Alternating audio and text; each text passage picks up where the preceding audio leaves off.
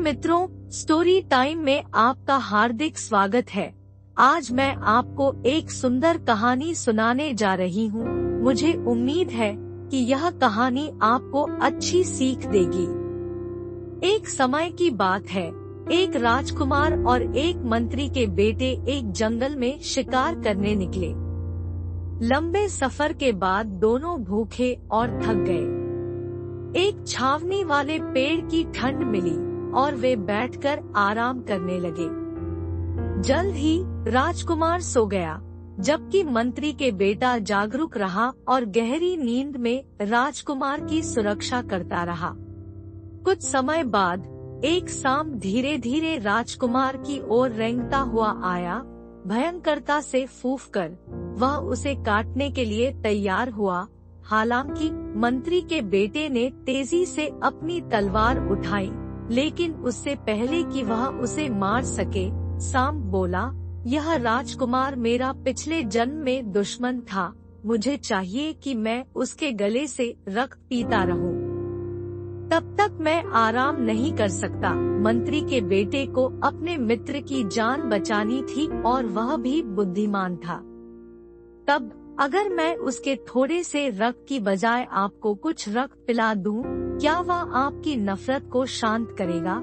ऐसा कहकर उसे पता था कि अगर सांप उसे काटता, रक्त निकालते समय वह जहर भी फेंकेगा, जो निश्चित रूप से उसके मित्र की मौत कर देगा।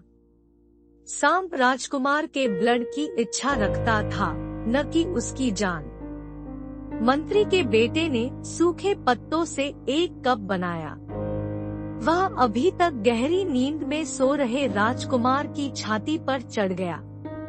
उसने अपनी छुरी निकाली और उसकी गले के एक छोटे से चीरा बनाया।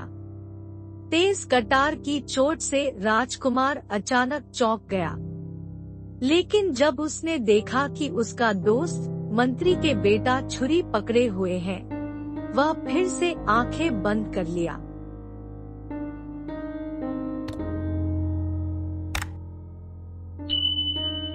मंत्री के बेटे ने कप में रक्त भरकर उसे सांप को पेश किया, जिसने आत्मत्राहुति प्राप्त की। फिर वह चला गया।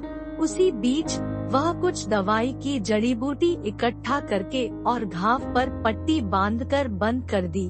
कुछ घंटों बाद राजकुमार जागा और आगे बढ़ने की तैयारी करने लगा।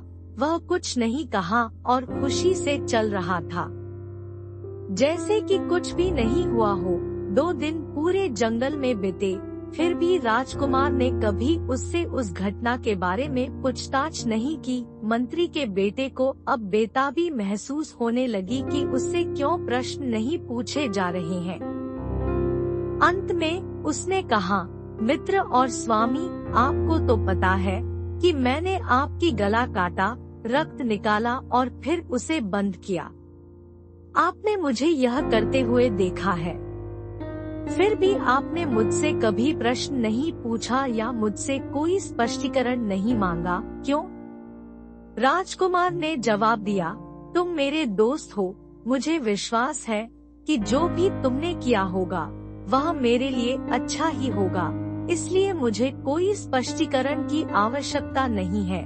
मैं तुम पर अविश्वास नहीं करता हूँ। मेरे दोस्त कभी मेरे लिए कोई हानि नहीं करेगा। मोरल ऑफ द स्टोरी, यह सच्ची मित्रता की पहचान है।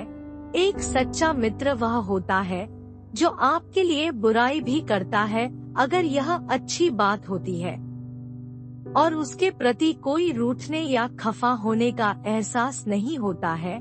इस तरह की गहरी मित्रता को सच्चे साधु के साथ विकसित करना चाहिए। मुझे आशा है कि आपको यह कहानी पसंद आई होगी, तो कृपया शेयर करें, सब्सक्राइब करें और बेल आइकन दबाएं। देखने के लिए आपको बहुत बहुत धन्यवाद।